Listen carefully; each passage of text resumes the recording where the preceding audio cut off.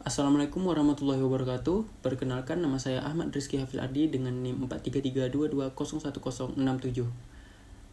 Pada kesempatan kali ini saya akan menjelaskan jenis-jenis kontrol keamanan, yaitu preventif, detektif, dan korektif dari mata kuliah Audit dan Kebijakan Keamanan Siber. Di sini ada beberapa agenda yang sudah saya kategorikan sebelum masuk ke topik utama, yaitu perbedaan 3 jenis kontrol, jenis studi kasus dari 2 studi kasus berbeda, yaitu malware di sistem perusahaan dan kehilangan perangkat yang berisi data sensitif. Dan dari ketiga jenis kontrol tadi, yaitu contoh sehari-harinya dari preventif, detektif, dan korektif. Nah, masuk ke topik pertama, yaitu perbedaan 3 jenis kontrol, yaitu preventif, detektif, dan korektif. Nah, secara umum kontrol preventif bertujuan mencegah insiden sebelum terjadi. Lalu detektif bertugas mengenali insiden saat atau setelah terjadi. Sementara kontrol korektif fokus pada pemulihan dan perbaikan setelah insiden. Nah, lalu masuk ke studi kasus pertama, yaitu malware di sistem perusahaan.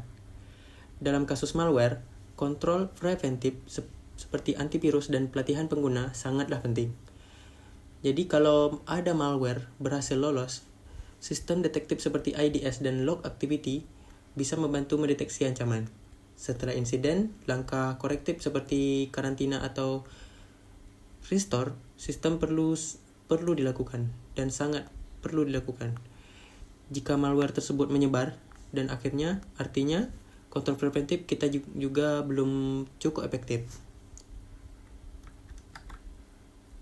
Nah, lalu studi kasus yang kedua, yaitu kehilangan perangkat yang berisi data sensitif.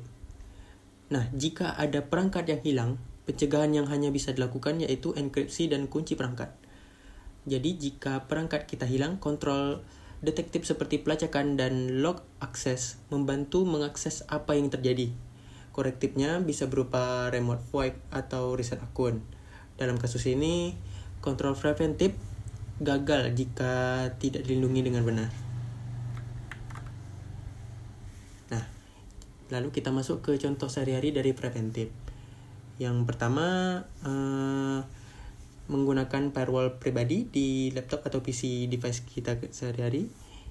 Lalu kata sandi kompleks di akun online, apapun itu, akun bank atau akun yang kita gunakan. Lalu seperti autentikasi 2FA bisa diterapkan juga.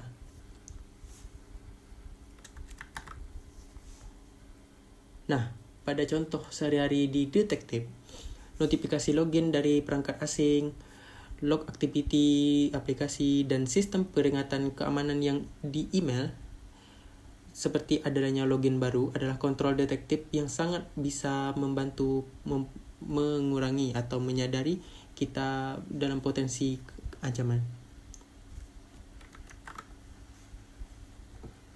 Nah, lalu contoh terakhir dari korektif, yaitu kalau akun kita diretas atau filenya hilang, kita bisa reset password. Lalu kembalikan data dari backup atau update sistem OS. Nah, jadi ketiga ini adalah bagian dari korektif yang mungkin kita bisa lakukan untuk mencegah kejadian serupa. Begitu saja yang bisa saya jelaskan, terlebih atau kurang saya mohon maaf. Wassalamualaikum warahmatullahi wabarakatuh.